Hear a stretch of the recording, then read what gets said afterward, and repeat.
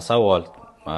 Chevrolet Gentra uchun bir yilda daromad olish uchun miningda qancha mablag' sarflash kerak?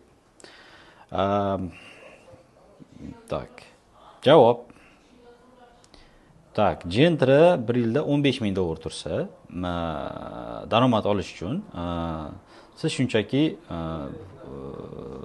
uskuna mining apparat sotib olmaysiz.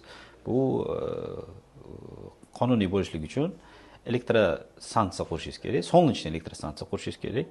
Bu qimmat. Minimal sarmoyangiz где-то 17 mingdan 32 ming dollargacha bo'ladi. Shunda uskunani o'zi sizga 7 mingdan 12 ming dollargacha bo'ladi. Shunda sizga qonuniylik uchun majburiy 8 mingdan 15 ming dollargacha солнечный stansiyaga ham ishlatasiz.